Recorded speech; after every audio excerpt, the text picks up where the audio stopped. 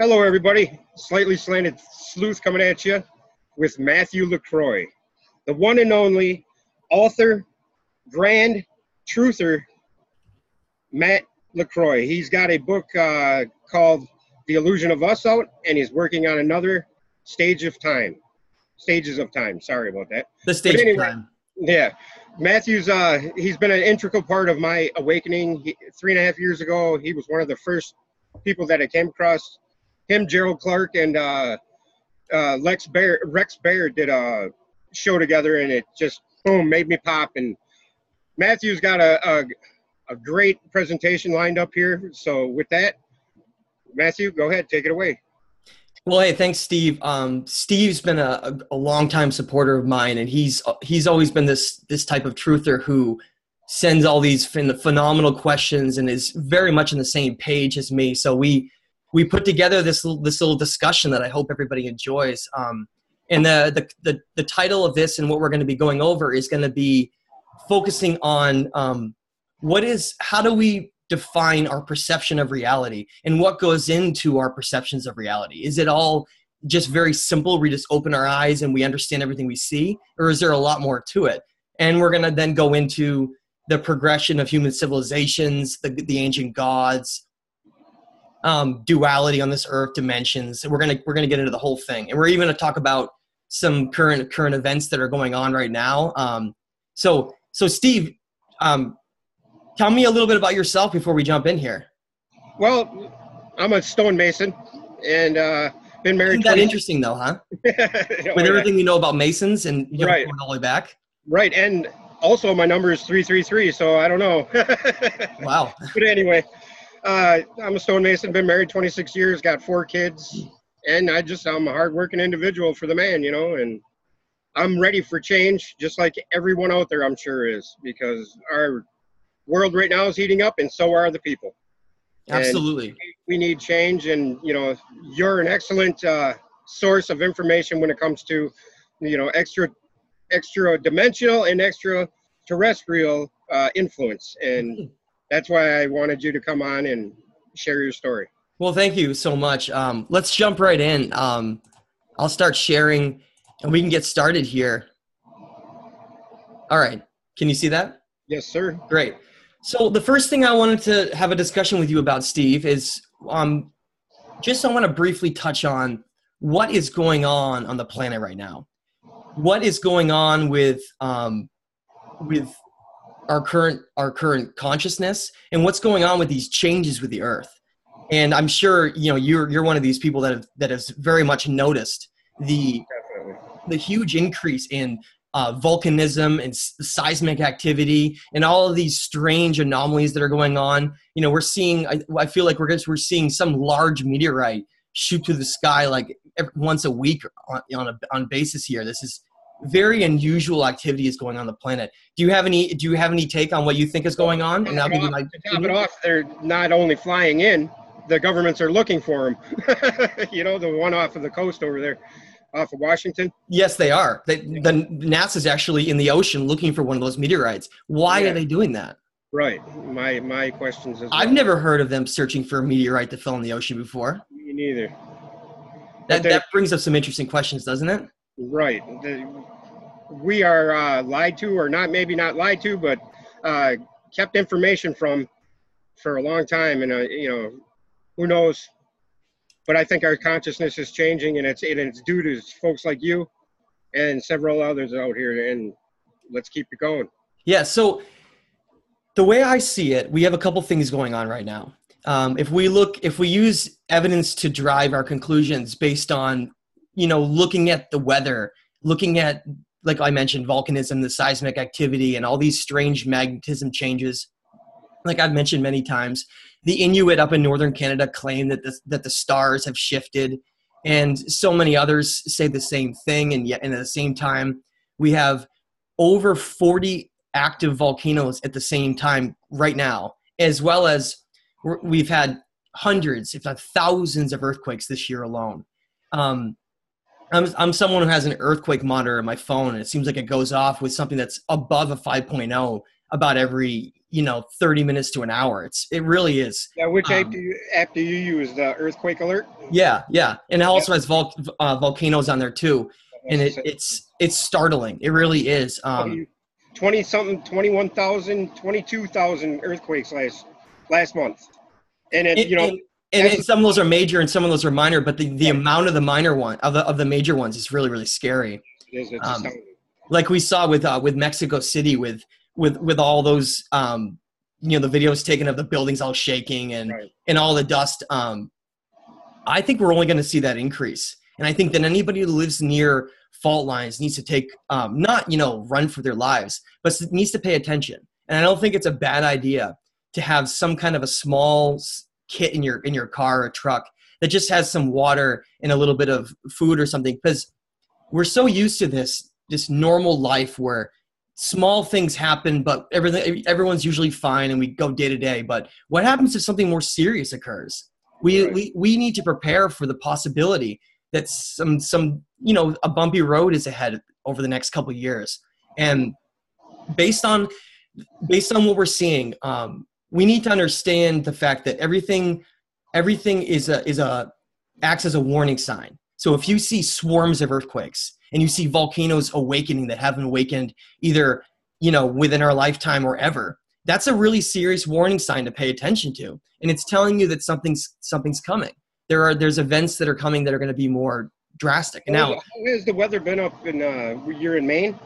It's even just in my local area. I mean, I'm someone who studies the weather all over the planet. I'm very interested in weather. It's one of my favorite topics. And besides all of the crazy weather around the world, I mean, there are so many unusual downpours and storms flooding places like in Saudi Arabia in the middle of the desert, all the way to, we just saw, I think over 100 people die in Japan, in Hiroshima, from the flooding. We're just seeing this happen more and more and more. And I think it's directly related to the fact that our climate is going haywire. And that's why we're having these aerosol injections. And they're really worried that we're going to have major shifts that are going to be potentially irreversible. And and to be clear, I don't think that all of this is directly the cause of human behavior. I think it's naive to think about that. If you look at geological records and history and how much, and I'm not going to disregard the fact that we have totally polluted and destroyed this planet. Let's not get past that. But looking at geologically, and when large volcanoes have gone off the past, bigger than we have now, they can sometimes affect the entire planet. And we need to understand that where we are right now is we're at potentially the point where more may be happening soon. And that's why I say anyone that's living near fault lines or in areas that are prone like that should just pay attention. Now, what's causing this? Well, I see it as being several factors and not just one factor. The first factor, why are they spraying and trying to spray in the upper atmosphere? Well, if anybody, you may have noticed, if you're outside, you may have thought to yourself, the sun feels a lot hotter than it used to. Thank you. Even just years ago. You almost can't even stand out in it when the UV is bad enough. And that's what that is relating to. It's the UV index, which is basically measuring the solar radiation that's hitting you. Okay. Now, that's where the problem comes in, because this is where I see the first factor, which is the fact that our sun is at a solar maximum, but it's entering a solar minimum. Okay. And when you get those transitions from a maximum to a minimum, you get a huge shift. And one of those shifts is you normally get a really intense solar output, which then drastically drops, and then often the sun causes like an ice age. When it switches from solar maximum to solar minimum? It's going to be sometime, I think, within the next 5 or 10 years. And why that's so worrisome is that one of the biggest factors that controls the climate on our entire planet are ocean currents. A lot of people don't realize that, okay? Now, take something like the Gulf Stream, which originates down off of Florida in the warm southern Atlantic waters in the Gulf area as well. And it moves up along the eastern United States off of North Carolina, okay? And it goes up right off of New York City, and then it shoots out in the ocean. And it heads off, and it goes by places like southern Greenland and Iceland and into the Scandinavian regions, which if the Gulf Stream, and I can explain what that is in a second, but if it didn't exist, there would essentially be much more severe cold in places like that, especially somewhere like Iceland. People would not be able to live in Iceland if the Gulf Stream didn't exist. So the Gulf Stream, what it is, it's a warm ocean current that comes from the tropical areas, and it goes right up through in the Atlantic Ocean and cuts over into northern Europe, okay? Somewhere like Madrid, Spain is found further north than I am, and yet on average their temperatures are much hotter than I am, and that's because of the Gulf Stream. Now here's where it gets scary. The Gulf Stream is based on a delicate balance of fresh and salt water. That's the only way that Gulf Stream exists, okay? And it is what is a huge controlling factor in storms and temperature, and there's other ocean currents around the world that have similar features as well. Right. And so what happens when you get a lot of ice that melts into the ocean is you get very, very dense fresh water that sits up on top. And then you get this disruption with the salt water, and it can completely shut down. It can shut down these currents and cause complete changes on even a worldwide basis. I think that one of the factors that led into the last ice age, that was 10 to 12,000 years ago, was because of these currents shutting down. Well, and of course, then over time, you can slowly develop these currents again and get back into a normal climate. Mm-hmm. Yeah, what I'm saying, that's the day after tomorrow scenario, right? Yes, and so many people think that movie is ridiculous, and yet there are pieces of truth in there that are remarkable. I think in every movie there's pieces of truth. Yes, especially the good ones.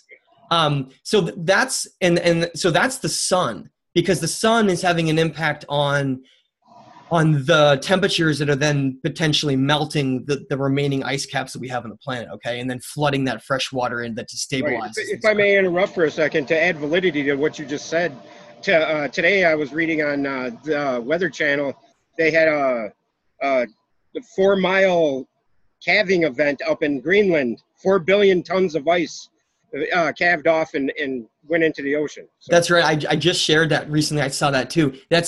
It just shows you further activity. It's like a train, and it's going. Absolutely. And now we need to talk about the other factor. And the other factor is, why are we seeing so much increased volcanism and seismic activity on our planet? And how is that related? Well, I do think that again, the sun and all the solar radiation impact is a part of that as well. Heating up the core of the Earth. But there's other factors. And I think those other factors are relating around what's called the magnetic sphere of our planet. Okay, it's the magnetic protection around the planet that's held on each pole, okay, perfectly, so that the planet spins just right, and it's got this the right amount of energy and all these things. That is being disrupted. That's why the Inuit of northern Canada have said that the stars have shifted. So there's these complex factors are going into play, and what's causing that? Well, if you look at our solar system, the entire thing is tilted from something, okay? Some kind of outer planetary body beyond the Kuiper Belt is tilting the entire solar system. And those, even on a minute level, when you have, like you were talking about, all the planets are on this like plane of inertia, basically, where they're all balancing each other out based on gravity, and they're all functioning in this perfect, cyclonic flow, and, And what's happening right now is when you add a body, a mass to that, it disrupts the entire thing. It causes friction, and it causes magnetic disruptions to all those planets, okay? And that's what I think is happening right now. I think we're seeing these combinations of all these different events, which really looks plausible that it happens somewhere around every 10 to 12,000 years. And that's exactly when the last ice age ended, from all these disastrous events that happen with the wobbling of the poles that shift and then cause all these problems with tectonic plates and tsunamis. And I'm not saying that's going to necessarily happen, But I do think that we're seeing the beginnings of potentially what could be the a shifting of our poles. Do you believe the equator was in a different position in the past, like 13,000 years ago? I mean, yeah, I think the poles have shifted many times. And let's think about this for a second. If the poles represent where that control of the magnetic sphere of the Earth is, okay, the two poles, they act to balance it, then isn't it strange? You look back into stories like Admiral Byrd way back in the day where they were flying up over, up in the Arctic, and they saw like this enormous hole in the ice. And then these were like high-end military officials that have seen all these strange things at the poles, not to mention Antarctica, where there's all this strange stuff down there. I mean, if you look at Antarctica, you can see that the main ice shelf, there's like, areas that are named after these elite families down there, like the Rockefellers and the Rothschilds have named all these areas in Antarctica, and there's all these secret bases and all these secrets around the North and the South Pole. I think that's because they knew this was going to potentially happen long ago. And part of these black budget funds and all of this strange technology that's hidden is, I think they are making an attempt. They're saving their own butts probably, right? Not more of like the other side of looking after us. But they're making an attempt using technology to try to stabilize the poles. And I even think that's a possible way why we even see a shift. If you were going to have a shift in the poles, to me, the most likely thing you would want to do, like a seesaw, is to try to shift it the opposite way so that you could counter whatever that shift would be. And I think that's what's happening right now. Do you think CERN may be tied into that somewhere?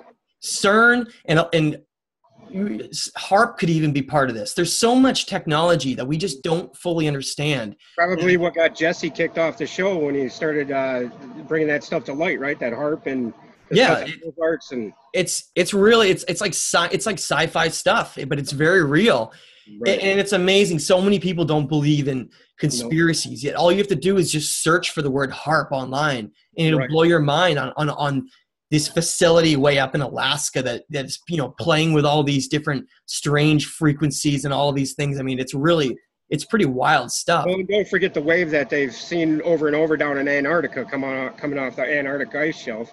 And also, I forgot what I was going to say, but yeah, that wave anomaly that a lot of truthers report on. And CERN is pretty much close to the center of our planet too, is it not? I mean, in Switzerland, yeah. I do think that CERN may act as I think that CERN may actually even be part of some kind of a strange technological means to create a wormhole or something too. They name every one of their programs and little parts of that machine after gods. All the gods. And that to me is pretty wild. So, and I want to talk about all of this and how the fact that our perception of it is based on largely, especially in the past, what we're told. So when people, they're told that everything's fine, that, we created all these things with climate change and all of these things that are going on around the world with warming, they blame it on us. It's a means to essentially block the truth, to block off what the real causes are, and the potential dangers of what's coming. Because, I mean, frankly, we know that, listen, I understand that the government needs to keep secrets, because if they told everyone things, people would freak out. Okay, I completely understand that. I'm not someone who's naive enough to not understand the social constraints that would occur if people thought that it was a chance that something really bad could happen in the next couple of years. Correct. That would really disrupt a lot of our society. And so I understand that secrets have been kept, but this is where we run into a problem. So many secrets have been kept for so long, okay? Not only secrets, lies have been told over them. Yes, exactly.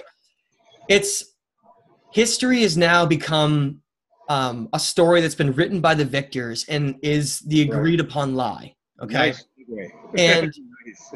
and it really comes down to, and that's really difficult for a lot of people. They shake their head, and a lot of people come at this and they think, I don't even know what to believe. I've been told all these things, and it's really difficult to try to reform my brain ideas around what these associations are and what the truth is and all those things. And in the end, all I have to say to that is this path of, if you go beyond what the norm is of society, if you step out and you say to yourself, I don't care what other people think, I'm going to find out what the truth is, because I feel like I owe it to myself to want to know, because it not only does it give me knowledge, but it expands my understanding and my awareness. Okay. Goosebumps again, man. But synchronicity. But we have to understand that path is not easy. It's not for the faint of heart. It's a lonely road to walk, because the majority of society has this world that's been created around this illusion. Again, that's why I called the previous book The Illusion of Us. It's this illusion of reality that's been created around what should we be doing right now, and how do we perceive our existence here? Is our entire existence going to, a sports event, screaming and drinking tons of beer and throwing it all over the place, and then going to a mall, and then going, and driving through a city in some Lexus and going up in our high-rise apartment? And what is that? Have we completely lost touch of everything else in the rest of our world? In terms of, are we just this evolved animal who reached this point through survival of the fittest, okay? And now that we've reached this point, we have the right to treat this world and treat the people around us however we want, because we're just animals fighting to get to this place. These if I may interject for a second, the hardest part of, I think, about the whole spiritual awakening or the whole enlightening process is not just the societal pressures of you being considered crazy. It's the people around you, the people you love, your family. When I first started saying this stuff to my family, I needed to be assessed in their opinions. I had to go get checked. I understand. It's crazy. Most people in my family think I'm crazy, if anybody wants to know. Luckily, I have a lot of support from some of them, though. But the majority of them think that I'm off my rocker and that I'm maybe slightly delusional. But in the whole CIA, the whole conspiracy misnomer or dilemma, it was created by who? CIA, right? Yeah, and isn't it brilliant, because we've gotten to this point now with our understanding and our social conditioning, you could call it, where if you believe in a conspiracy theory, you believe in all of them. Mm-hmm. And then so people get freaked out and they say, oh my God, I'm going to be lumped in with someone who's a flat earther or someone, all of these things. They've created this idea that if you believe in one conspiracy theory, one of them, it doesn't matter what it is, you might as well go put a tinfoil hat on and jump on the bandwagon of the crazies. And that's why people get the glazed look over their eyes when you bring up the climate and in the sun and anything. Yeah. Any of these things, if anything, it doesn't even matter what it is. If you say, did you know that 80% of the public drinking water in the United States has dangerous amounts of fluoride that's put into them? And that you can just simply search, and the FDA openly talks about it and how they consider it a means of helping tooth health. Yeah, it's helping our dental. Yeah, fluoride is a neurotoxin, is one of the most dangerous substances for a brain that you can possibly ingest. And you can just see that by go get your toothpaste bottle and go read the back of it. It says on it, if swallowed, go to the emergency room and seek medical attention immediately, because it's poison. Fluoride is a byproduct of the aluminum industry, okay? It is a poison that, yes, it cleans your teeth, but it also causes severe potential for neurological damage, as well as it functions with all of these things that calcify our pineal gland and all of these things inside our body and just dumb us down. This dumbed down effect, and people don't like to hear that. How could they do that to us? Oh my gosh, it's simple. It really is. Okay. And the thing I hear is, anything like this on this kind of scale is they say that's too big of a secret to keep. There's no exactly. And I completely understand that. For someone who doesn't study this and look into it and understand the scale of it, it just seems totally crazy, right? All you have to do is look to the information. Where do we get our information from? Yeah. You know? Google it. How could governments all over the world be doing some global, geoengineering project without all the scientists and everyone knowing? It's the same thing as ancient history. It's the exact same thing. If you wanted to protect the ancient history secrets of Egypt, which is one of the most important places on our planet for secrets, I would agree. You simply just put the person in charge who is someone you choose. That's it. So, for instance, the person who is in charge or was for the majority of all of over 20 years of Egyptian history is Zahi Hawass. Okay, this single person has blocked almost unimaginable discoveries. And go look into all these things where they found, the tomb of the birds and all of these under the Sphinx. There's pictures of Zahi Hawass himself sticking out of these tunnels, like poking out at him, looking up at him, right? And yet his answer, and the Egyptian mainstream archaeologists and scientists, they say the tunnels that they go in, they just get in, they don't go anywhere. Right. Like they would throw an angle at you here real quick. Now, you know how thought states that it's hidden from the profane or from the average everyday Joe, the information. Maybe what if Hawass was one of those gatekeepers, of sorts. I think it's a good thought that he could be one of those gatekeepers, but I just see him as being a really big jerk. I agree with you. I know what you're saying this, but I think what Thoth is more talking about is that he is actually, I think it's him, is responsible for writing a lot of these documents in such a way where they're hidden in metaphors and symbols. Okay, so that it's the initiated who can understand it, right. And the casual person who was to try to read something like the Enuma Elish or Atrahasis or any of these things, they would try to read it and they really wouldn't understand, to be able to get the average person without studying what these terms are. They would take it for face value. Like, for instance, if you look at the Aztecs and Mayans and you look at all of the plumed serpents and dragons down there, you would say they're stupid. There was no such thing as those things back then. Why would they be creating these symbols? So that's a linear way to look at it, but that has nothing to do with it. The plumed serpent and the dragon goes back to these ancient ways, which represented knowledge, higher teachings, and even our own kundalini energy of our consciousness, okay, and our energy body. So we need to understand that a lot of this, it's been hidden so that only the initiates can understand it. And it means those who have spent the time to look at this stuff and read it and study it, to ponder it, to walk outside on a long walk, talk to themselves, try to figure out what these things mean and what the truth is for themselves. Because if you try to just regurgitate or just take something else that someone said, like me or Steve or whoever it is, you're going to be always left with more questions and not fully understanding.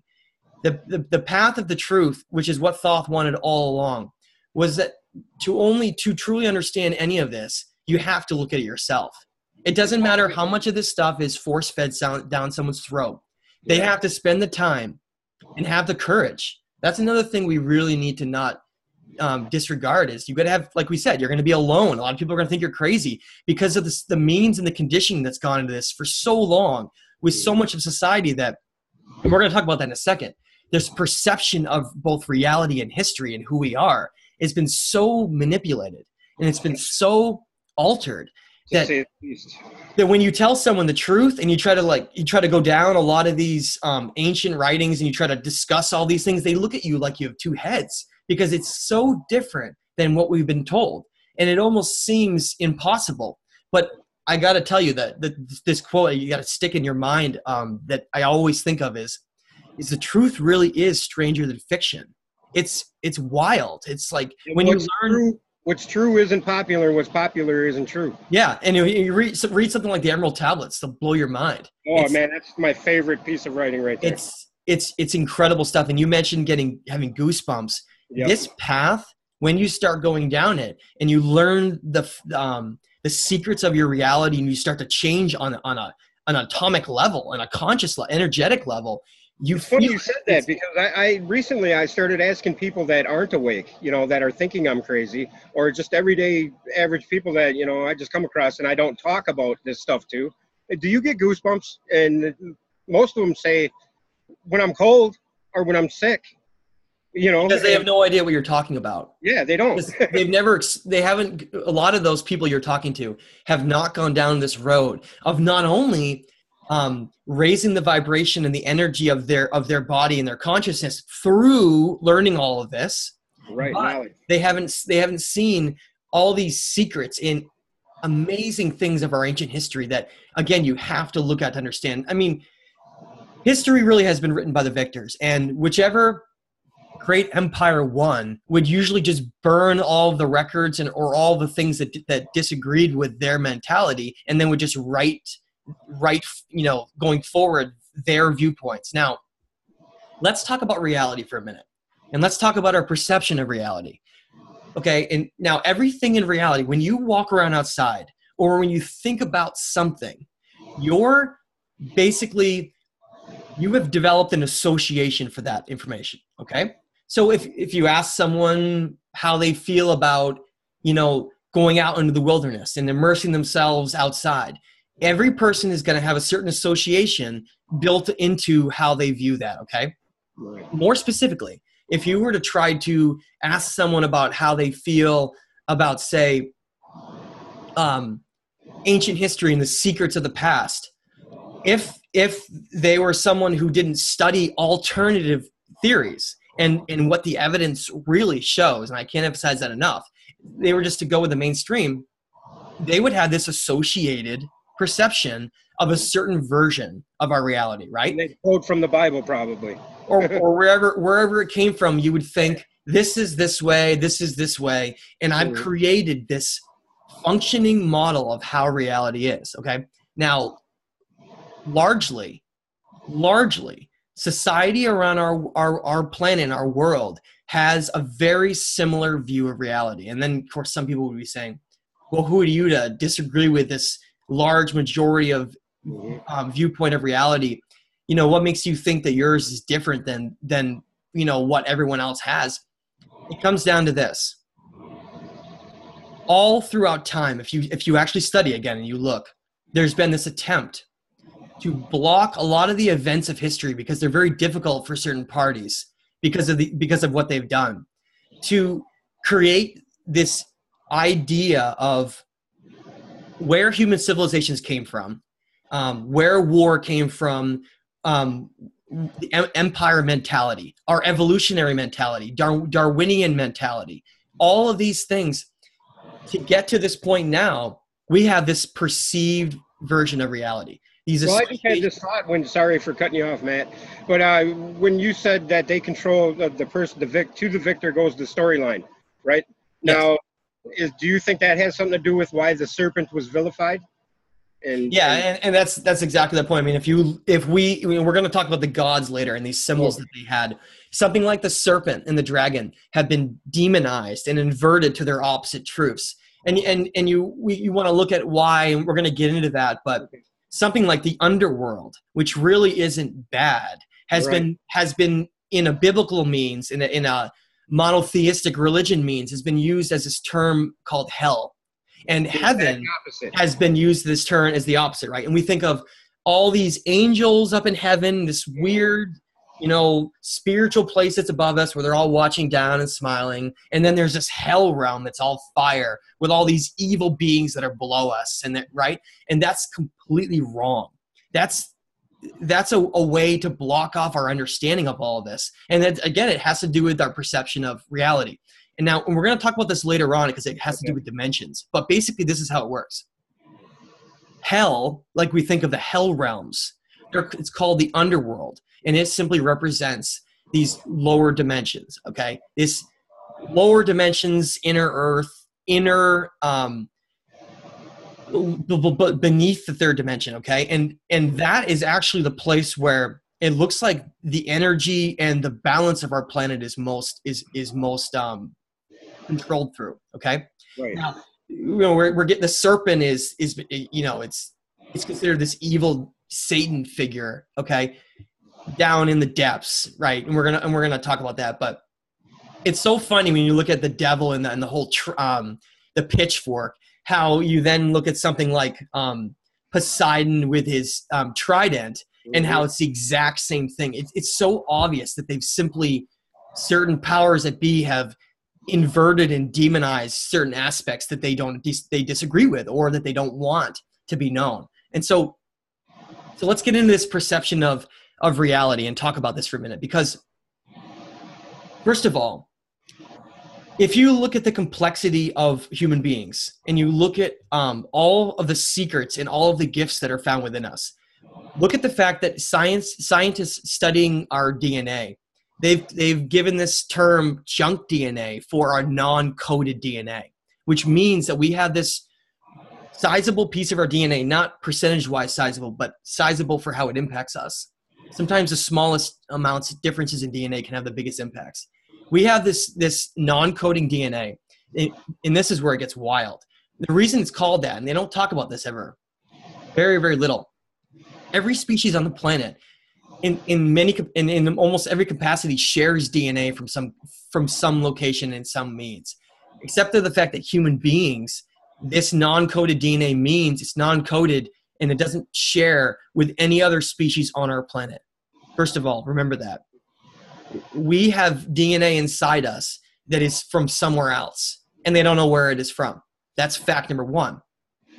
The second fact that is mind-blowing, that completely goes against any kind of an idea of an isolated, and that's what I want to talk about, is, we're told that Darwinism and our evolution is based on how some completely random, some planet, Earth, out in the middle of nowhere, no one around, somehow, after billions of years cooling, the right elements get in place and a lightning strike happens, and these eukaryotes and prokaryotes develop, and then somehow out of that they develop into fish and these organisms in the ocean, oceans that then swim on the land and then become land-bearing animals, and then eventually those land-bearing animals would turn into humans. We have been so misled, because what that does, if you combine that idea with Darwinism, which is survival of the fittest, which means the only reason why any species are here now is because they were the strongest to get there. Okay? If we evolved from monkeys, why are there still monkeys? Yeah. And this is where it gets amazing. If think about it this way, if human beings are simply just primates, let's for a minute consider that. If we are primates, then you would see in some time in the period of human existence on this planet, you would see primates in some kind of a stage of change. Regardless of how small that change is, you would see primates, like 1 out of 100 or 1,000, whatever it is, you would see some kind of a strange transitional missing link is what you're getting. Oh my God. Yeah, this primate is transitioning and evolutionary changing into a human. Look, right in front of you, it's changing. No, that's never happened. It's never will happen. And we're being lied to about that because of this. Yes, we share common DNA with primates, okay? But that's simply part of the biology of our body. Because on Earth, everything shares like 96% of its DNA. Yeah. Everything. And that's when they say that number, that's a means so people go along with that and they ignore the importance of all of those small percentages and what they can do. We got to understand it's those small percentages that make the biggest impact, okay? And so this survival of the fittest mentality makes no sense in terms of the evolutionary idea that we came out of apes, okay? Because of the fact that, number one, we don't see any apes in transition. And number two, the brain size jump in a Homo sapien is so large compared to a primate that it's impossible that it could have happened. Number two, here's some other really interesting facts. The human body is perfectly designed around these chakra energies that exist throughout our spine and throughout our body, where we're tuned to exactly mimic the visible light spectrum. And that's part of how we perceive reality. Is one of the biggest things that's not taught in school. And again, that blew my mind. The things we're taught in school are part of a design curriculum that goes all the way back to the Rothschilds and back to these elite families, which is how all of these secrets have been able to be controlled. This is how so much has been managed to be hidden because of certain powerful families and groups here. And we're going to talk about where those came from, because that's not random. That's the way that is. No, and it's become severe as of late, and it's probably for what's going on. You know, they're being, I don't know, they're being made to think that things are falling apart for them, and maybe not made to think, because maybe it is falling apart, and maybe I think we're going to win this time, though, Matt. I don't know about you, but well, we definitely are in terms of winning. If it means the outcome is higher consciousness, we are. And so our perceptions of reality have been controlled through very interesting means. Number one, again, rewriting the events of history so that it's alternate history is ignored. Like, you know, how we perceive the conquerors of the Americas, or a lot of these heroes we think are heroes. Anything from Columbus to Pizarro, all the way to St. Patrick, to so many men that have done really terrible, terrible things, but we have this complete wrong perception of how we view them. Like I've said in when I'm writing right now in the most recent book, most of who we think are heroes are actually the villains. It's really quite remarkable. And so the way that this was achieved is it was determined quite a while ago that because of these certain banking families that ended up taking over our planet, because our world is run on finances, okay? The financial economics run our world. You have this situation where you have these bloodline families, and I know a lot of people don't like to hear about this stuff because it's difficult for them, but this is very important for us to understand, because it represents what is going on in our world, okay? You have certain bloodline families that have taken control of the monetary system of our world under what's called the central bank. And they have then taken that central bank and had it spread throughout the entire world, except for just a couple countries, such as Syria, Iran, Iraq, all these, Libya, these countries that were then destroyed through what was right. Anyone that we've been in war with recently has gone against the grain, and yeah, exactly. And there's no coincidence that's happened. It's like a slap in the face if you don't follow along with the central bank. And because that's what they're obsessed with, is controlling the monetary system of the world. If they can't, they know that everything would break down. That's how this is possible. If anybody wants to know, how do governments and how do politicians, how is all of this, and scientists, how is all of this possible to be controlled? Well, if you're a scientist or a politician that spends their entire life going down the road of being a good person, learning, going down the road of being a law-abiding citizen, spending a lot of money on schooling and getting your degree, if you were to decide to move away from the given constraints of what's pushed on people, on you need to say this is what is real. If you don't say that, things will happen. That happens in our reality all the time. And why do you think so many people are getting killed? So many scientists, so many people just mysteriously end up in a river dead or commit suicide every single time. And everyone's like, oh, whatever. They had someone that cheated on them. That makes sense, or whatever. And we just accept it all. But the real dark truth behind that is that a lot of these families, like the Rothschilds and the Rockefellers and many, many, many others, they have such a control over so much of our world because of the central banking system that they've basically put into place the emissaries for them. The politicians who are in place because of the corrupt political system, they are put into power based on money, and put whoever they want to put in gets put in. And in the monetary systems, they can control everything from the military to whatever educational system is designed. All of these things are part of how we perceive our reality, and those associations that go along with them. Like, for instance, I'm going to loop around to where I started, is we're designed around the visible light spectrum. That means that our bodies and our vibrations and our chakras, we have such an incredible biological design that's perfectly matched to house this consciousness, okay? And again, that's part of how we perceive ourselves. These super beings that are stewards of this planet, not just these animals that can act the way we do. It's all part of this perception. But getting back to it, we're not even taught in school about light.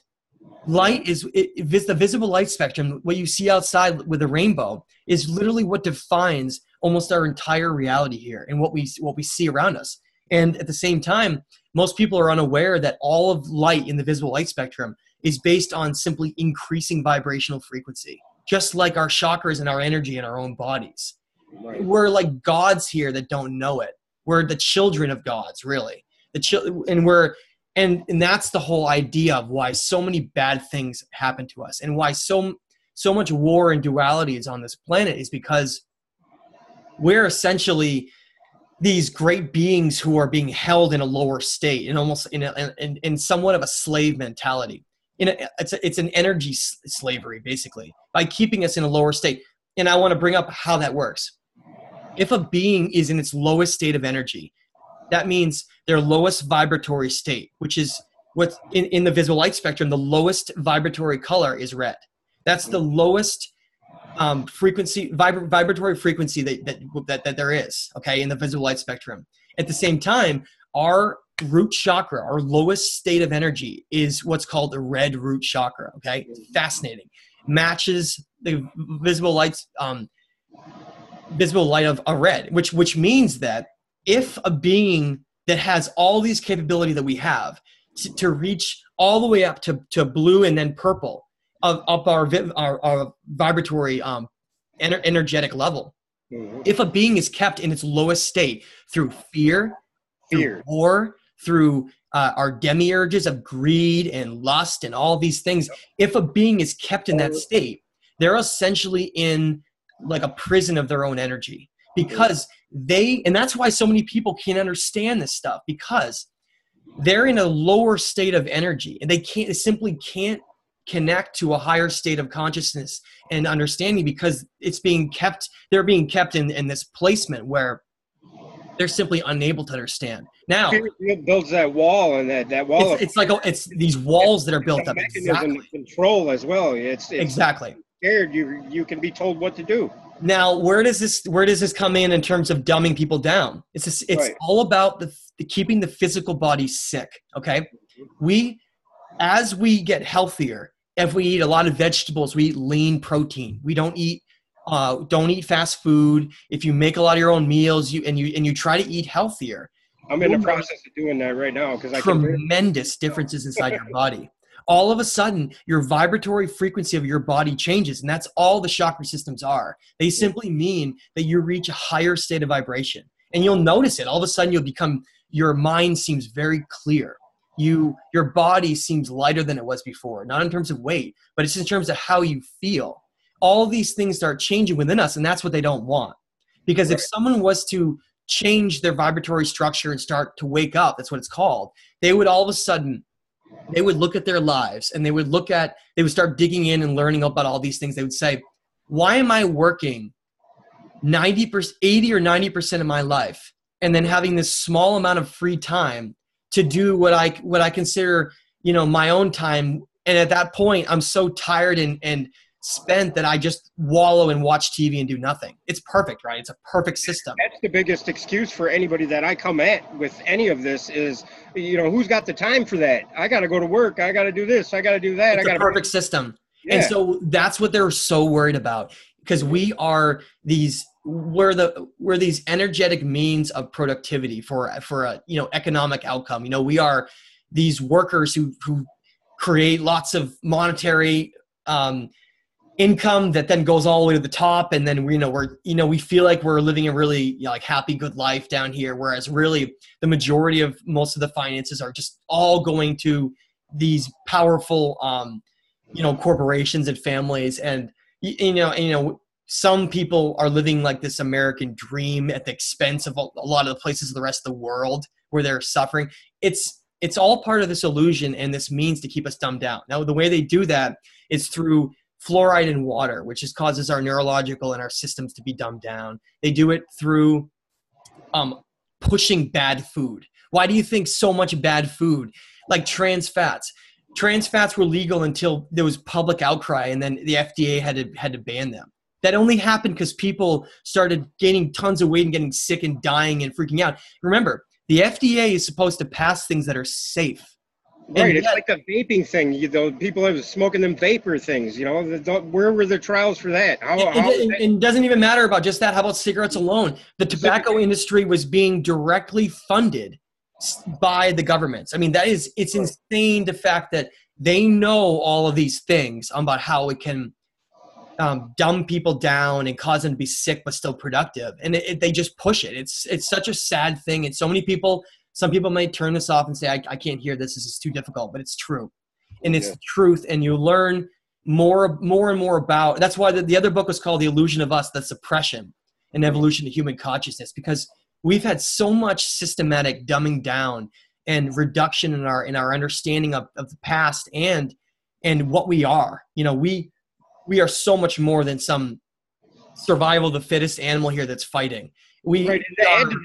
Did you know that the government bought the analog TV bandwidth from or sold the analog TV bandwidth to Google? Did you know that?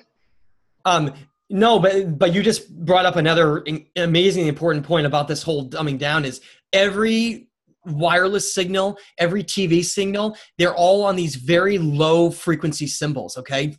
Dumbing, like low vibration, just like the red root chakra, keeping us in these low states. Everywhere you go, you're bombarded by frequencies that bring you down. Now, look at the world we're in right now. The majority of people have this certain low vibration, and then everyone around them is impacted.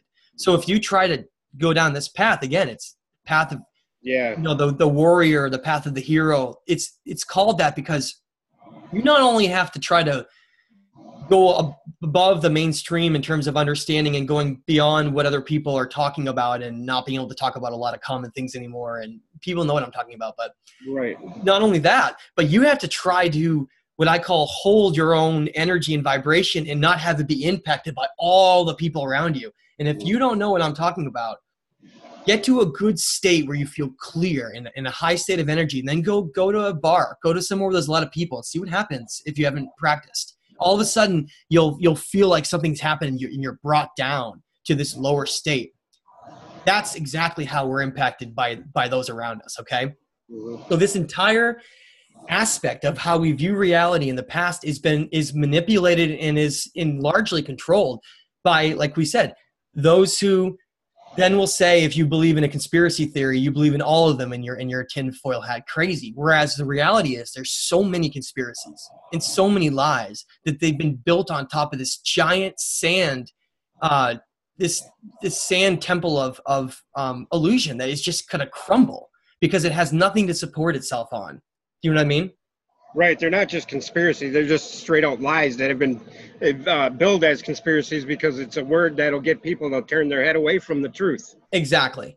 And I want to go directly into talking about ancient history because, as I said, we're given this Darwinian model, and what it says is human beings slowly became nomadic, where they started wandering around the planet and hunting and gathering and we're given this certain timeline that says this is when human beings became civilized. This is when they were nomadic. And what I want to talk about is the fact that another one of these mind-blowing things that a truther will come across is realizing that our entire timeline is wrong. The entire thing is a lie. Right. It's been so manipulated that Homo sapiens and human beings are actually far older than we're told. In our current state, and if you think about where we are consciously and physically in terms of where we are right here, we've been at this place largely for well over 100,000 years. Whereas right now, if you look at what's told in school, we're told that 10,000 or 11,000 years ago, human beings across the earth were only nomadic hunters and gatherers, okay? Right. And then around 5,000 years ago, we became civilized people, okay? Now this is where it gets mind-blowing. On the screen, I have something called Gobekli Tepe, okay, which is found in Turkey. And it's this ancient site that's being uncovered right now, and they're going down into it, which, by the way, was deliberately buried. And that's something, a really interesting concept to think about, is that a lot of these ancient sites were literally deliberately buried so that Because what happens if they weren't? What if these cultures, what if they knew that this stuff was being targeted by armies and empires, and they knew that it was going to be destroyed? The only means to hide it would be to bury it, so that long in the future, once civilization became more moral and was more open, they could look at this and understand it. And what's so important about this site, along with many, many other sites in Mesopotamia, is that it's been carbon dated to like 11,000 years old almost, okay? And why is that important? Well, it has sophisticated monolithic building with all kinds of knowledge that is shared by other ancient sites around the world, first of all, okay? And second of all, it would be impossible that you would have a nomadic, think about this for a minute. If you had a hunter and gatherer society at that time that was passing through, and they say, okay, let's stop here for a year, 2 years, 10 years, 20 years, whatever, and let's just make the most incredible monolithic site that's that's in tuned in with the stars and has all these constellation connections and all this stuff. Let's do that for no reason, right? And then we'll just move on. It doesn't make any logical sense. Try to wrap your head around that for a second. That's a good point. I never thought of it that way. And think for yourself, why would hunter-gatherer civilizations or cultures take any time, or first of all, where would they get any of that knowledge? It makes no sense that they could travel around hunter and gatherers and have vast knowledge of all of these things out of nowhere, okay? But that's where we want to get into this, is the fact that these were absolutely not hunters and gatherers. Nomadic tribes, you would have to go so much further back to find those, okay? Because the way it worked is you had human civilizations that were either influenced by something or they weren't. I completely understand an isolated tribe somewhere in the Amazon or in Africa somewhere who didn't get any outside influence. And we're going to talk about where those influences came from, who wouldn't have this knowledge. But what about all those places that do? Where did it come from? And on the right side, I have an image of what's called the Sumerian king list. And it is one of the most important cuneiform tablets that we have of all. Because the Sumerian king list, it starts by saying that kingship was lowered from heaven. And we were talking earlier what heaven is. It's simply higher dimensions, okay? Heaven, where these beings from above came down. That's what all of these, if you go back to the most ancient cultures on the world, everything from the Hopi all the way to the Sumerians, they all say the same thing, that beings from heaven or above came to them and they gave them knowledge, information, okay? Or beings that were here influenced them that just arrived from nowhere, maybe on a boat, whatever it was. There was influence every single time, okay? If you want to talk about the Americas, from the Southwest, the Anasazi and the Pueblo and the Hopi, down through the Aztec, Mayan, all the way to the Inca. I don't care which one of them it is. They were all influenced from common sources. And that's why we see this common symbolism that's shared in places like the Americas, that's separated by 1,000 miles of ocean to across the world to other places, because of the fact that there were common influences. Okay, now in the Sumerian king list, it very clearly talks about how there were these two defined moments in our history, and those are what are called the antediluvian and post-diluvian time periods. Now, antediluvian or pre-diluvian basically means before the biblical flood and after. And those terms are very important to understand, because it basically has to do with why so many sophisticated civilizations existed before that, and why so many were wiped out after, and how we have amnesia of so much of this information, okay? And I've done so many shows talking about this, so I'm not going to get into it in too much detail. But basically, if you look at geological records like ice core samples from Greenland, and you look at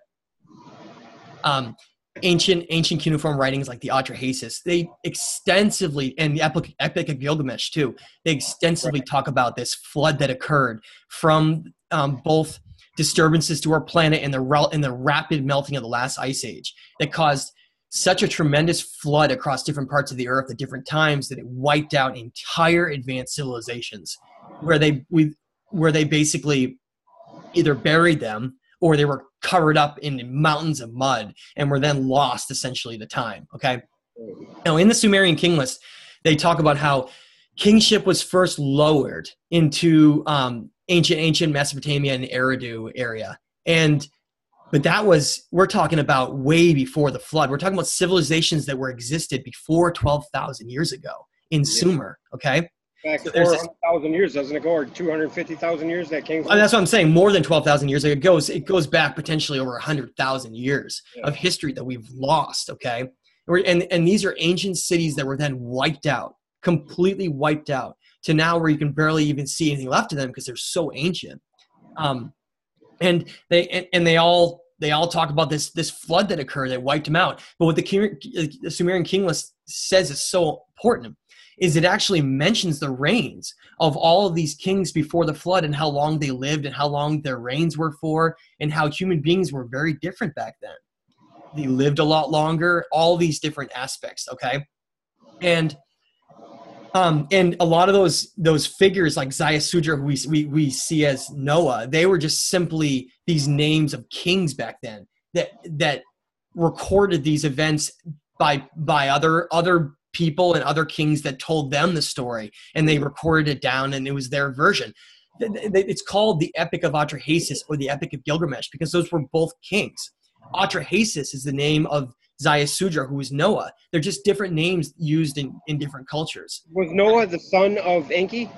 Yes, and that's why he was someone who was helped and assisted during that time. Now, what the Sumerian king list says that's so important after that is it says after the flood, kingship was then lowered to the city of Kish. So now you see this restarting of civilizations in Mesopotamia after. And Kish is a city that was in the ancient Iraq, Syria area, okay? So that's the kind of mentality we got to look at. These different side of our paradigm got lowered the second time after Now, after the flood and the events occurred, there was empires that developed that turned into great war empires, and there was certain interests that were formed, whereas because of the events that occurred in the past were so bad, and I mean because of the decisions made too, in terms of something like this event could have been even orchestrated, or they knew it was coming, and by they, we're going to talk about who they are in a minute, but to think that you could want to wipe out this experiment of humanity on Earth is really, really scary. And that's what the Atrahasis talks about, is that this experiment of humanity that's here, this combination of primate and godly DNA that created us, this experiment got out of control, and some of these great beings didn't want us here anymore. They felt like they had the right to destroy us. And that's where you get the beginnings of some of this being held back. Okay? And that's another idea of how this perception of reality is so altered, because we're told that war and all these things are simply leftover evolutionary aspects of who we are. And that's partly true. They're what are called demiurges, these early aspects of us. But it's more or less that those lower aspects are preyed upon.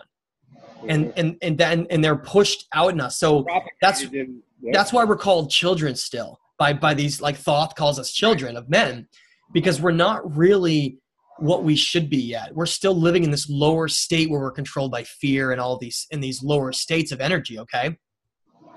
And that's where I wanted to get into who these gods were and where all of this came from. Now you're looking at the city of Nineveh, which is an ancient city in what is now Syria. Okay. Which has largely been destroyed, by the way, by ISIS. Isn't that coincidence? Yeah. Oh my gosh! All these sites, Palmyra, all these sites have been destroyed. They name the entities that are doing all the bad stuff ISIS. That's right. The name Isis comes from an ancient Egyptian god of Isis, which can be connected back to Sumer and Mesopotamia as Ninmah or Ninharsag. Okay, which was actually a fertility goddess and a goddess of, consciousness and the higher self, basically. Okay. Now, this is where it gets, in my opinion, really fascinating, because if you look back into how all these sites have been destroyed, like for instance, the city of Nineveh had a library called the Ashurbanipal Library, which had all these cuneiform writings that had been amassed by kings, and I'll talk about that in a minute, that have been there previous. And then when you see this change of structure of governing, whereas some empire will come in, they just destroy everything, okay? And people say, okay, well, that's just the way it is. But is it? Why are all these things constantly being destroyed? You go up to the Roman Empire. Alexandria, right? They were riding around, burning and destroying anything that connected to a non-Christian, the Christian monotheistic religion they took control and created. And because it's originally based on this ancient Gnostic pagan old religion, it was called, which was a spirituality connection to the higher self. And Thoth talks about that all the time. Mm-hmm. And so what I want to show here is called, we're looking at Nineveh, and I want to talk about King Hammurabi for a minute, okay? Because if you look at all of these bloodline kings that have existed, especially in Mesopotamia, they all have this common lineage, this common connection that can occur. It's not simply some king that rises up into power because of a random vote or whatever it is through the people. Go back to ancient Egypt, go back to Sumer, go back to any of these places, you're going to see that all of these kings are part of ancient bloodline families. And that continues to this day. It's scary, but right. It absolutely does, all the way up. Looking at the Rothschilds, look at the royal family with this marriage that just occurred. Why do you think they were so pissed about that? Because she was non-royal blood. An outsider. And they are obsessed with royal blood. What are bloodlines? Why would you obsess around royal bloodlines? Well, there's different versions of our DNA, and human beings are not the same as they used to be. And there's certain understanding that some of these old bloodlines that go all the way back are superior in their mind. Okay. Mm-hmm. And so the less superior bloodlines are then considered, lower people. They're not as important. And that's why these bloodline families intermarry and all these things, because of the fact they're willing to have incest, which is very frequent, simply because they're obsessed with protecting a bloodline. They would rather have incest than to bring an outside bloodline in to what they call contaminating the bloodline. Now, this goes all the way back to what I said, these early kings. Now, King Hammurabi is an example of this. And what you can see right there is called the Code of Hammurabi. And why am I mentioning this? Well, I'm proving and discussing the fact that the influences that have led to these bloodlines and the empire building and war and everything we see, and even laws and all these things, were simply influences from the outside. Influences that came here from heaven, which is simply higher dimensions. And I'll mention who those are in a minute, but I want to mention this because the Code of Hammurabi is a 7.5-foot tall stela that has cuneiform writing all across it. And what it basically is this description of what those laws are. And at the top it shows King Hammurabi on the left. And on the right, you have one of these really common figures that if anyone looks into what the gods supposedly looked like or whatever these beings were, they always have the same look, this horned helmet with this great beard and this long outfit, and they're always really tall. What happens if that person sitting in the chair stood up? How tall would they be if they stood up?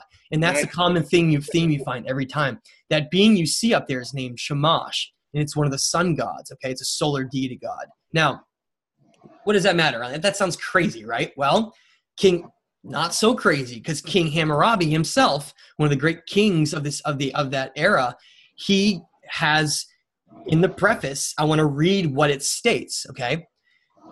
In the preface before it goes over all these moral laws, they're basically moral laws to live by on our planet. Again, kingship.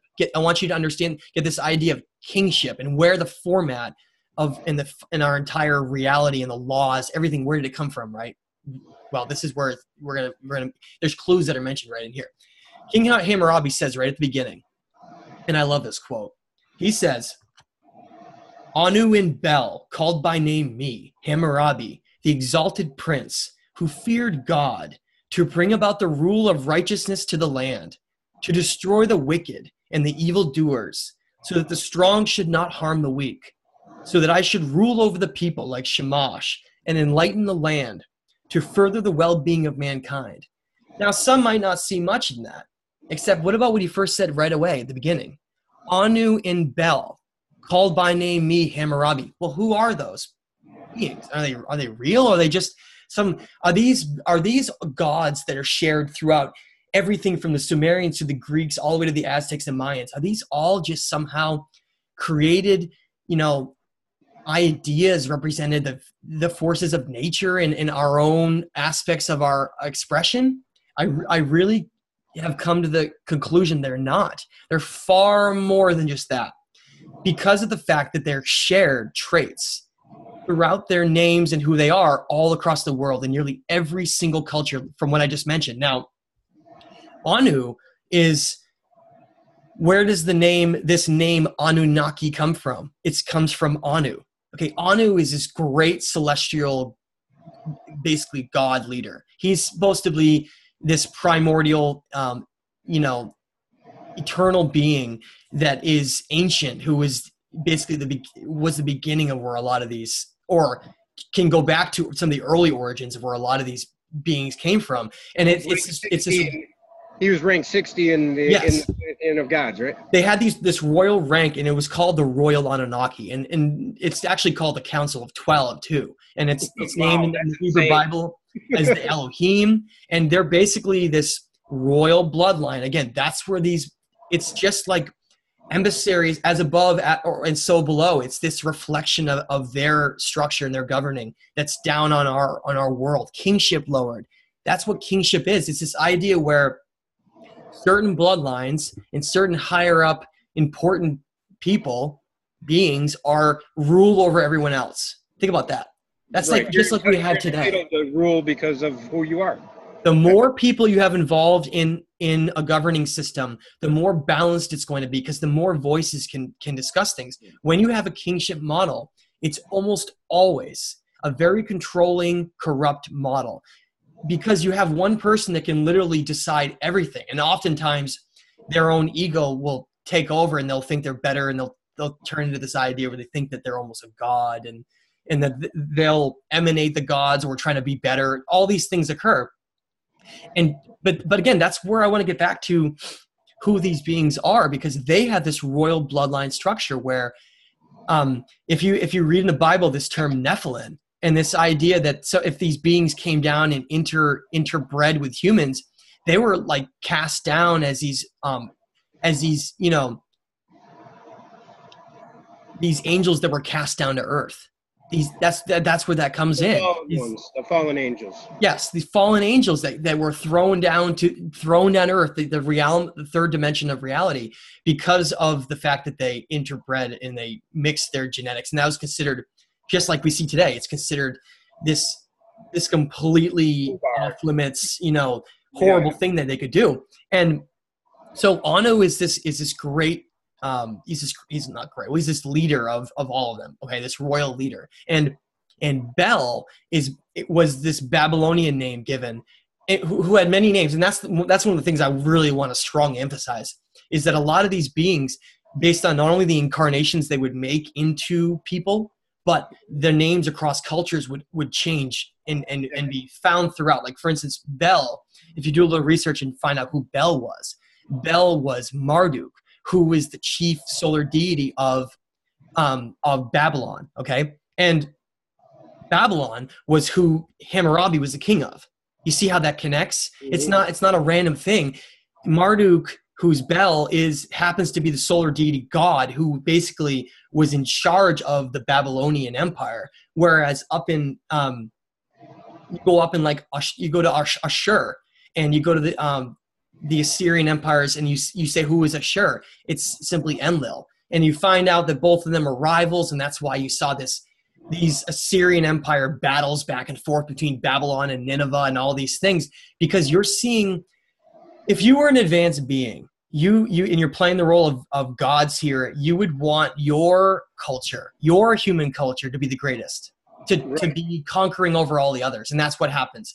That's why you see this empire fighting all across the world. Okay. Well, evidence of that fighting could be the glass found in the desert, right? I mean, nuclear. And that's something we haven't even brought up, is the fact that be way before we're talking be way before the antediluvial period, before the flood, is there's cuneiform writings that talk about how there may have even been wars, like actual nuclear weapons used. Yep. As insane as that sound, way back to, because some of these gods were out of control and they were fighting for control of our world and these civilizations, and they were and that may have been one of the reasons why this very unstable dark world was then destroyed, and then a new world was created. The new world was this world that came out of the flood. Okay, now, and I just mentioned Anu and Marduk. Okay, on the left is Anu and on the right is Marduk, and what's really interesting about this is Marduk represents what I would call the younger generation gods, okay? And Anu and Enlil and some of these other ones, they represent these older generation gods. And one of the things that is the conflicts that's been occurring on this planet is that these younger generation gods have been trying to fight over control of basically our world and take control over these older generation gods.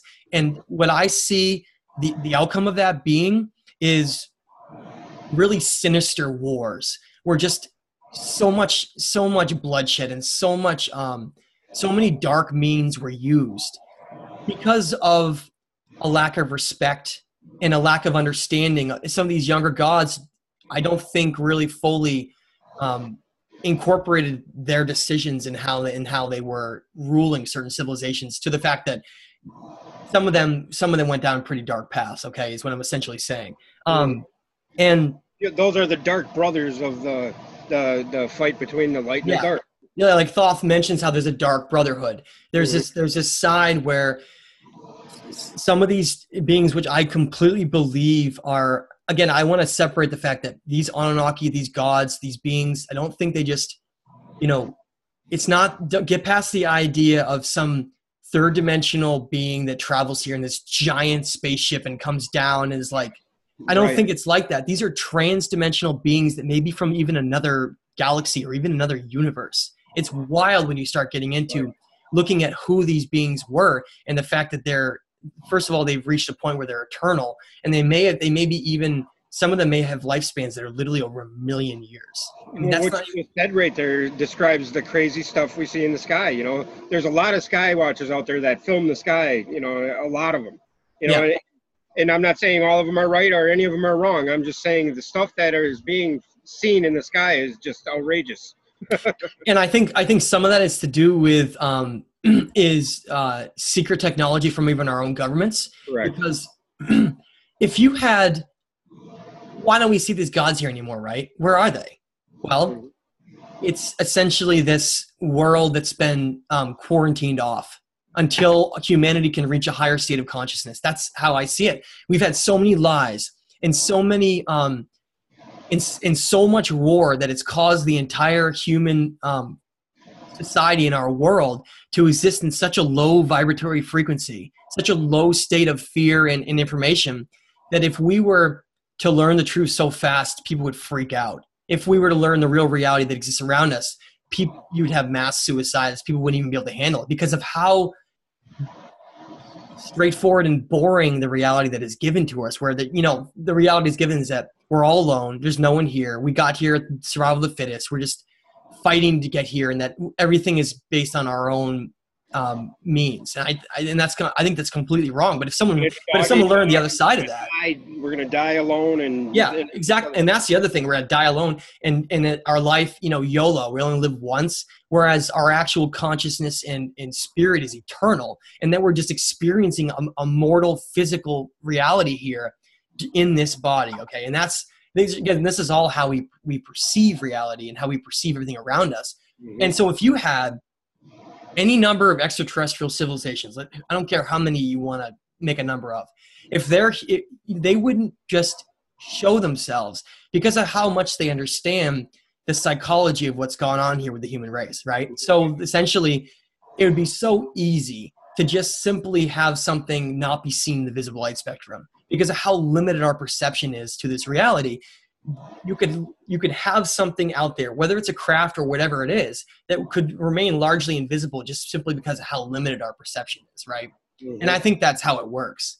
I think that our perception is so limited that there's so much out there. We're not alone, and it's so much around us, even in our solar system. Why do you think we go to the moon in 1969, or at least visit that area, and then never go back ever again? And all the astronauts are saying they saw weird structures and all this stuff up there. You think that that's a coincidence? What better place would you have to monitor our world and our human civilization than some tidal-locked large moon that never shows its dark side? I mean, that's hallelujah. You know what I mean? So, and this is another thing I want to bring up, is the fact that if you read the Gnostics, if you read the Nag Hammadi writings, they talk about these rulers of our reality and these beings that have created the idea where our demiurges are preyed upon. Okay, actually, the Gnostics directly mention Yahweh as being one of these perpetrators of our demiurges. And if you look at Yahweh, you look at this God in the modern Bible, you see such strong connections back to Enlil, and the idea that these beings would want to try to play the role of gods to us, so that they could try to have us ignore the fact that there is a creator of everything. You can see it through the mathematics of the entire, which is the language of the universe. You can see it through the Fibonacci sequence, right, and spiral, how everything is perfectly designed, how everything in nature is connected to this web that's far beyond something that could be random, right? And so what do? They play the role of gods here so that they can try to confuse us and think that whatever this being up in the sky that's up in the clouds is, he's a fair god who still allows war and terrible things to occur on this planet. Whereas the opposite is really true. Whereas some of these God-fearing person. Yeah. Whereas some of these beings have literally brought duality to our reality. Meaning, if we were left to our own means, let's say they genetically jump-started us and left us here. There you go. We would never have gone down this path of huge empires building up and fighting each other. That is a creation of our duality to keep us enslaved and to keep us fighting over each other. It's all about dividing. Because if you think about it this way, we have this planet right now that exists in our solar system, which is part of millions of other solar systems, okay, in our Milky Way galaxy alone, which is part of billions of other galaxies in the known universe, right? And yet, here we are on this planet with all these countries divided, all fighting over each other. It's such a ridiculous, frivolous thing to think that you have a boundary that's based on nothing, right? If you go up to, between the boundary of the United States and Canada, you go up to somewhere like, north of Montana or whatever, you're talking about a boundary that's just a line of trees that have been cleared through the woods. Mm-hmm. These are not real. There are ways to divide other places so that they can fight against each other and compete against each other.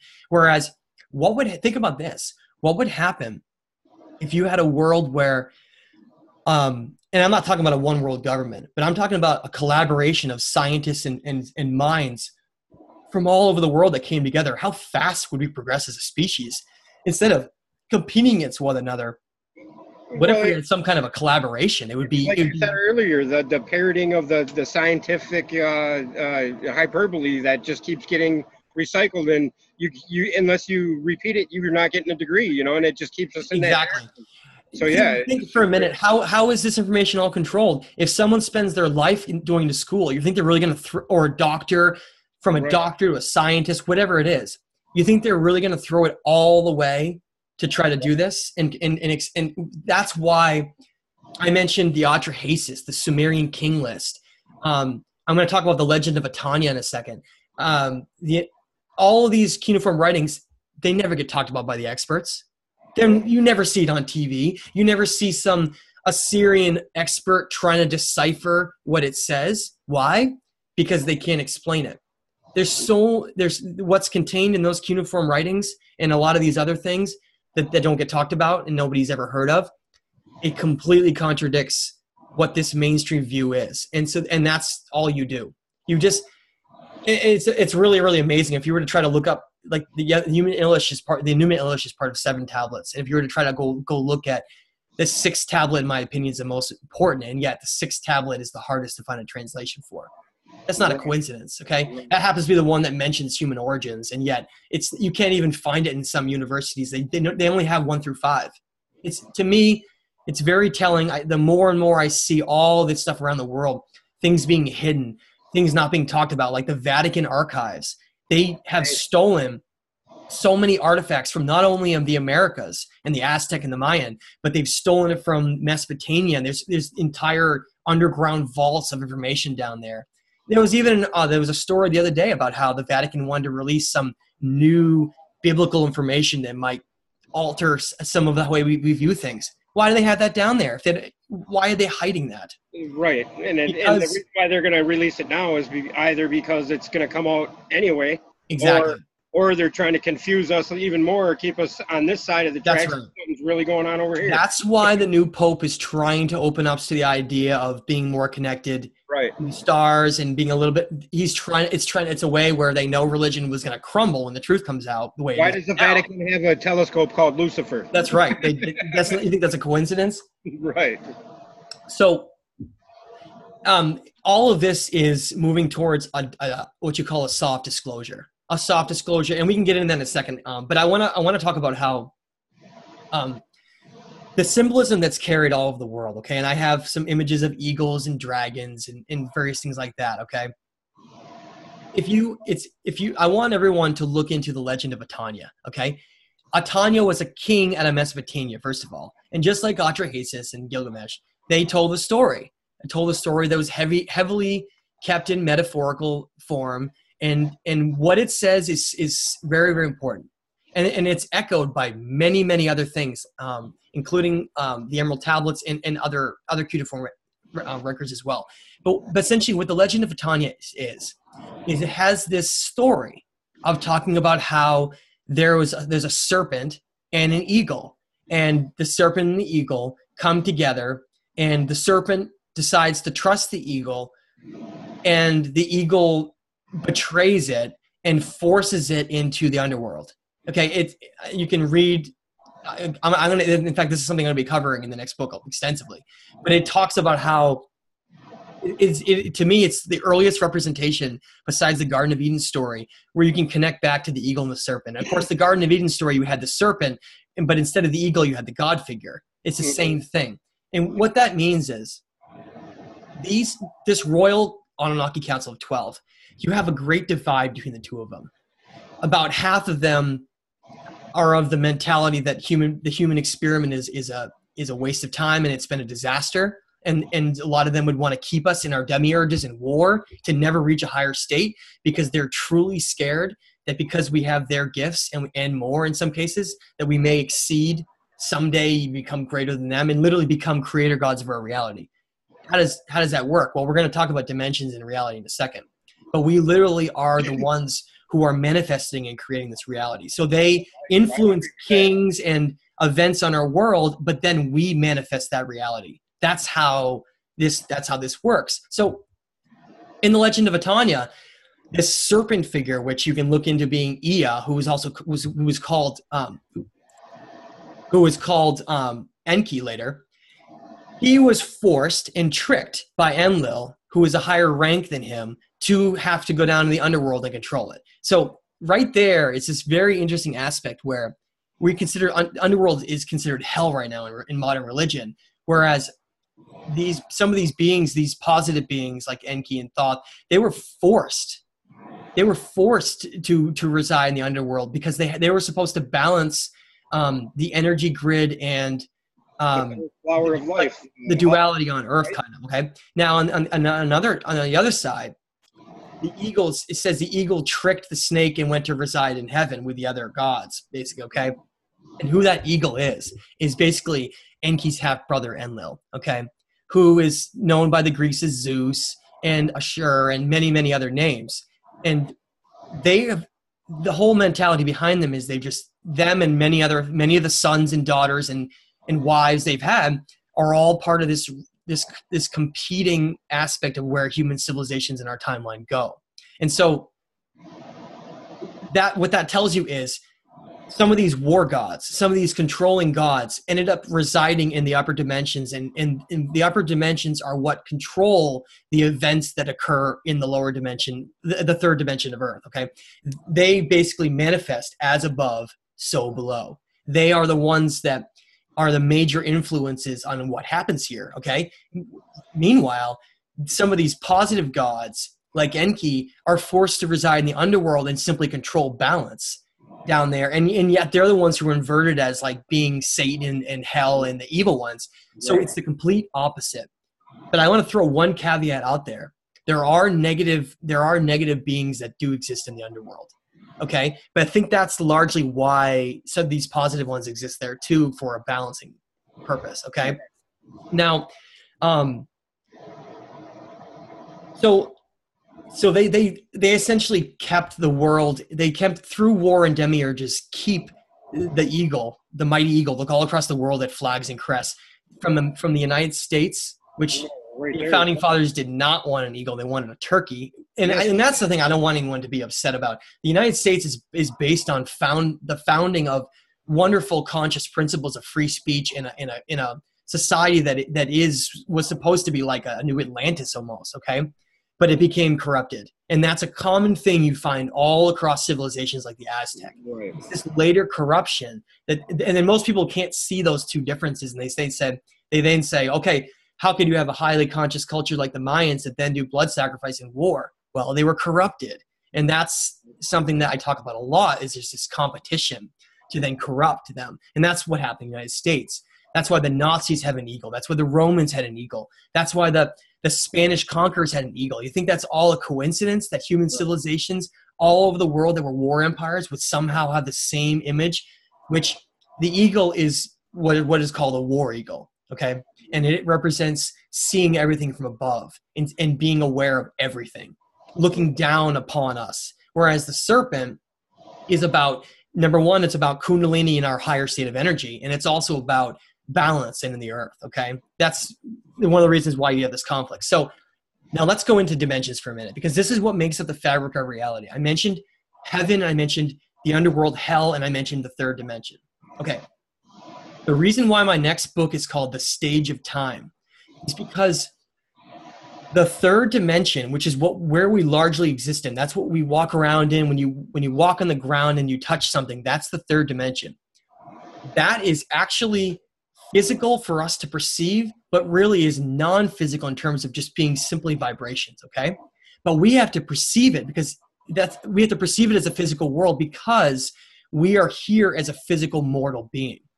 So think of us as being a non-physical multi-consciousness energy that's housed like an antenna in a physical avatar body, that the way that it becomes more in tune with itself is becoming healthier, because it's like it's the antenna becoming more and more tuned. And as something becomes sicker and a lower vibration, it simply is like that antenna almost ceasing to function.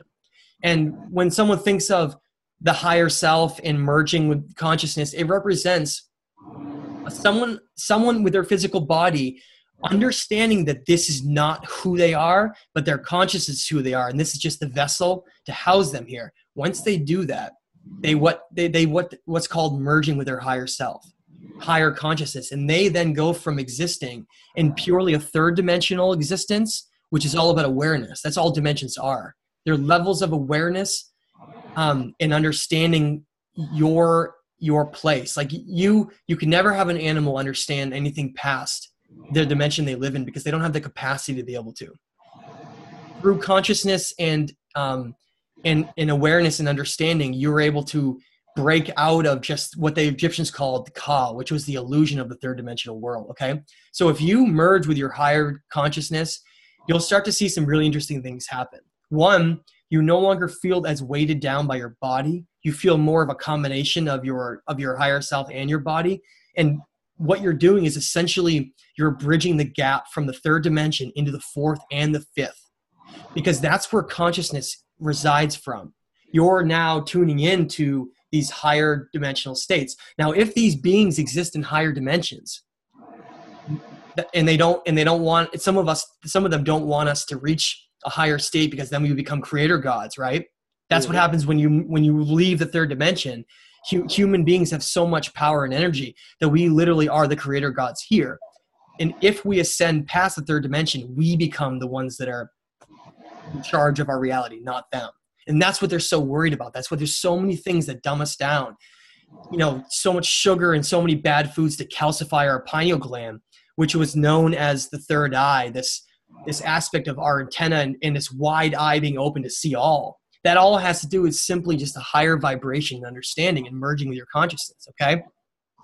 So if you think about it this way, if it's as above, so below, whatever happens in the higher dimensions is then manifested in this third dimensional reality. And there are also lower dimensions below us, okay? And everything is being played out in this sandwich of our third dimension, which is where we reside. That's why our timeline is so important to so many beings and so much.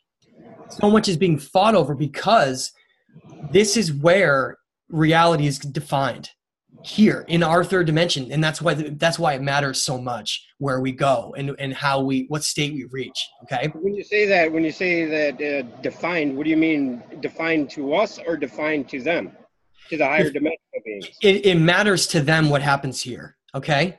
The third dimension is where matter is physical. Okay. Yeah. So therefore, to make real changes on a physical level. Remember, just because there are dimensions and everything exists on a vibratory level, the physical third dimension is extremely important. In fact, if you had an asteroid strike and hit a planet and destroy it, that's a physical thing. That's a physical outcome. That's why the physical world matters, the third dimension, 3D.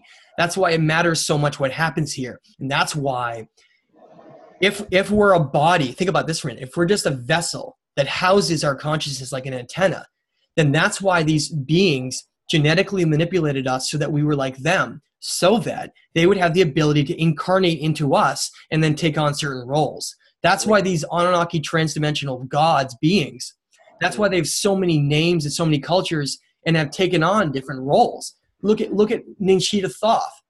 He has incarnated into all kinds of different people, like Hermes and Enoch and many others. And they're all. You think maybe he incarnated as Jesus too, or?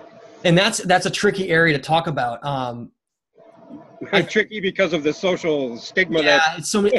I think the teachings of Jesus are based on this Gnostic Enoch Thoth perspective. Okay, this early ancient what was called the ancient religion that occurred before. Right. But I do think there's a lot of trickery being used right now with a combination of probably Enlil, Marduk, with Yahweh connection. Well, all Yahweh is Enlil, with this idea of trying to create this God Christ aspect here that's saving us and sacrificing everything for us, right. Everything here for us, and ignoring the fact that both of those beings playing those roles they're not anything to do with the creator and the source, prime creator, right. Whatever you want to call it. They're simply holding us back by keeping us in this false illusion of what's real, right?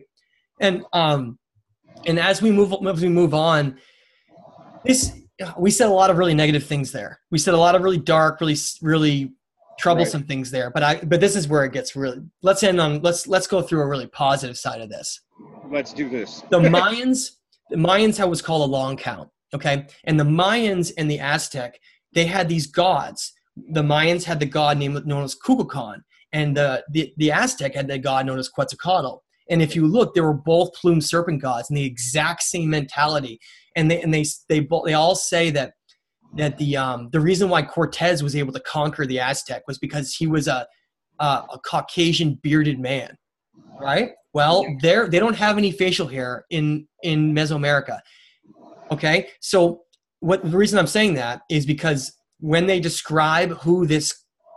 Aztecs describe who their god Quetzalcoatl was, they not only describe him as being a plumed serpent god, which is more of a metaphorical thing. Okay, they describe him as being a long, white-haired old man. Okay, and you'll see that reference all the way across the world, all the way to Mesopotamia with Shamash. All these connections back to these these different incarnations of these beings that are playing different roles. And all they're simply trying to do is influence cultures in certain ways. And they're having competition towards that to influence, okay? Now, the Mayans, right? The Mayans were one of the most important cultures in the world because they received certain knowledge that discussed the idea of what's coming ahead and what's coming ahead for us energetically. The reason why they were talking about the end of the world as we know it in 2012, it was because it was the end of what was called the old world. The old world, the old vibration, the old vibratory structure of our world before. And what they talked about is they knew that we were going through these certain states of vibration because of two things. One, what zodiacal house we're entering in. Because remember, our solar system and our galaxy are traveling all the time, always moving, no matter what. 60 years, I think we switch zodiacal houses. And then the other factor is that we're reaching our galactic center. Now, the Mayan long count, and the reason they had all this understanding, if you go to Chichen Itza and you look at Kukulkan's temple, the 9 levels represent these 9 stages of human consciousness, and we're reaching what's called universal consciousness. It's no coincidence that so many people around the world are just waking up. You know, Joe that you've known all your life, all of a sudden one day he comes to you and his mind is blown because he just looked through some stuff that he never looked at, and he becomes a completely different person. And the other friends are like, "Wow, Joe's become really weird, huh?" And they're like, "Yeah, Joe's really strange." But Joe is going through a transition where Joe is becoming awake, and Joe is part of what the Mayans talked about. Whereas, just because we're reaching a higher vibratory state does not mean everyone is going to jump into that same vibration right away. A lot of people, because of how our demiurges are preyed upon, they're going to be kept in a lower state. Whereas it's this trickling effect where more and more and more people are waking up all the time. There's millions of people across the planet right now. Well, that's the monkey effect, right? Yeah, yeah, exactly. Whereas you don't need the entire population to shift. You just need a certain percentage of that population to shift to then have an effect where it all follows suit right after. Now, the Mayans knew that we were entering this galactic center in the time of Aquarius. Now, the way that these Anunnaki beings play the role of duality, which what kind of energy and what kind of outcome is going to exist on that world? Is it going to be a world that is ruled by a higher state of consciousness and higher vibration, or is it going to be a world ruled by war and what you call a negative duality? So duality means, is it a negative or a positive energy? Okay. Remember, they created that here, and they determined that here too. So this is where it gets really amazing. If you look at the last 2 zodiacal periods, the last one we just had was Pisces. The last 2 zodiacal periods were both negative duality. And the only reason Pisces was negative was because certain gods like Marduk stole that zodiacal house, and instead of balancing it like it's supposed to, we ended up having 2 entire zodiacal periods be negative. And that has caused insurmountable damage to our species. Well, you add to that, too, all the priests, high priests and everything, wear the fish hat. Yeah, and that just directly goes back to the Pisces and the mitre hat that was worn way back. And it's all connected. So, but this is what's really amazing about this. Because you have 2 periods of duality, these beings must adhere to balance. Okay, I want to repeat that. They have to follow balance. Because they had 2 periods where it wasn't balanced, I actually think that was allowed because of how positive Aquarius is going to be. So it's almost like they were allowed to have such a negative time period to balance how positive what's about to happen is. Okay, and they knew the amount of energy that exists at the galactic center was going to be so much that it's going to essentially lead to this time of what's called the golden age. Okay? And what you're talking about here, just to be clear, is the precessional wobble, the great year, the long counter, the 25,920 year great year, right? Yeah, as we move, and because we're always moving in like the spinning formation with our stars around the sun, we're moving, right, and we're moving into that galactic center, and the Mayans knew that. Right now, I've heard some really accurate, I think, reports that in estimates that 2025 we're actually going to be fully in Aquarius. That's not very long from now. Think about how close that is right now, okay? It's and 7 years, man. And now think about how much chaos is going on. If you have an empire collapsing, what happens? They just destroy everything. because they're dying, and it's usually the way that it's like a way to keep them afloat. So they have to go to these means where.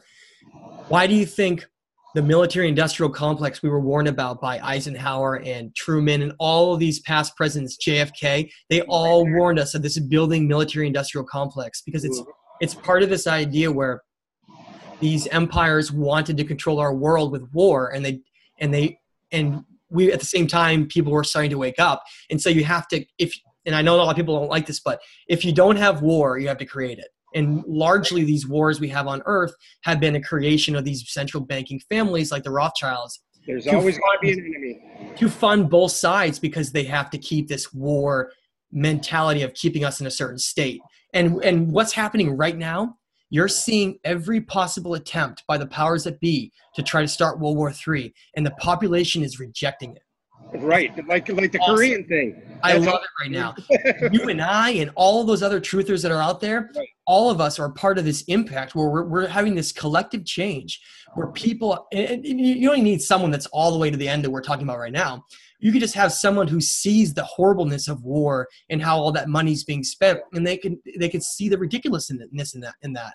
And that's what we're seeing is huge segments of our population who are starting to reject this war mentality, and they're either being forced to be pushed on it, like something like 9/11, where you think there's this terrorist enemy where you need to go, oh, we got to go fight against it. And they created that Islamic boogeyman to keep us confused and scared. Exactly. It's like this puppet show where they have to try to create an outside influence that's. And then they tried Rocket Man. Yep. But it's really not. It's actually just a creation, and that's a difficult reality that people don't want to accept because of how many. And listen, I fully respect to the deepest level all of the soldiers and people that give their lives for this.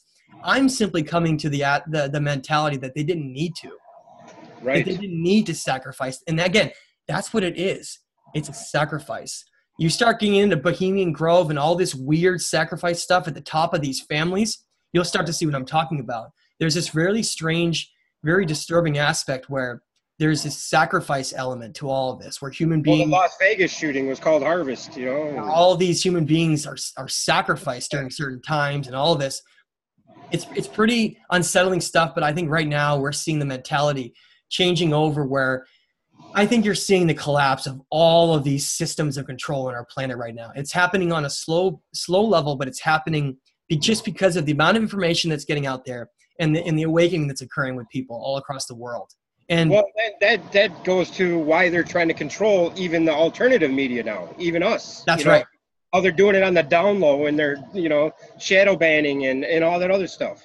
That's why all this stuff is, and these psyops are occurring on the internet and all these things. It's to try to affect people's perception of reality so they can't figure things out and then band together as a group. It's always about dividing. It's about division, dividing people. But right now, do you think Facebook was invented for that reason as well? It might have been, but I think it didn't really work out in exactly how they wanted, because I know a lot of people use it for really stupid stuff, but it has been used for a lot of really good purposes in my opinion too. And so that's what I wanted to end on is that we are like Buddha says, all that we are is a result of our thoughts. They cannot create our reality. We have to create it. We have to be the ones that create it here. They can simply just manipulate it, influence it, okay? So once someday in the future, humanity, we're going to become the co-creators, and it will be a golden age. And I think we're going to look back at this time, and we're going to study all of these psychological means for which information was conditioned and controlled so that people thought a certain way. And that's always happened. And we're going to look at the fact that individual thought and separating from the pack is going to be the mentality of the future, where everyone is their own independent person rather than just going along with whatever else some expert or whatever else someone says, because that's how we got in this problem in the first place, in my mind. I agree with that. I totally believe that all wisdom, knowledge, truth is found within. Yeah. Even if you're on a desert island all by yourself, you're still going to find it within. Because you're going to have to spend time with yourself, and you're going to have to contemplate, and you're going to have to go deep. That's why so many people don't like to spend time alone and have all these distractions like constant music. Because when you're alone, you think and you get into thoughts, and maybe you'll start start wondering about all these weird things that don't really make sense, and all these ways where, we're kept at the certain place that we're kept at. But I want to just say, Steve, I have, regardless of all these earth changes like we talked about in the beginning, this is a bumpy road that is going to lead to a golden age. We just need to get there. And through whatever means of whatever war they're going to try to start and whatever earth changes are going to occur, humanity is going to make it. And it's just going to have to do with the level of our understanding of studying these things in the past, so we don't make the same mistakes we made, So yeah, don't buy into the hype, right? Don't buy into the rocket man nonsense, the nuclear this nonsense, or the, Tom Horn or Steve Quayle, Nephilim are going to come eat you. Yeah, it's all misinformation. That's a great point. Be very careful of a lot of the misinformation that exists out there to try to hold us back and to keep us, we don't accept reality, okay? Have an open mind, not a pudding mind. Exactly. Hey, well, Steve, Matthew, yeah. You've been excellent, man, and I'm glad you ended it on that positive note, because I totally 100% agree with you when it comes to that, because, if not for you, who would I be, man? And hey, thank you. That's an honor for you to say that. I'm so glad I've been such a part of your path, my friend. Yeah, and I appreciate you. And I, look inward, everybody, love outward, and we can't go wrong. Yeah, exactly. And please, anybody who wants to see more videos, I love to create videos and discussions. Check out my YouTube channel and Matthew LaCroix. And I'm The Illusion of Us is available right now, and I'm currently trying to finish the Stage of Time for, I hope, for around the new year. I'm really excited about it, though. I think it's going to be something that is the accumulation of my studies, basically. So. Well, I'm definitely going to read it, and I'll tell you that. So. Well, thank you so much, Steve. I hope we can chat again. I really appreciate the great discussion we had, my friend. Thank you, sir. Thank you so much. All right.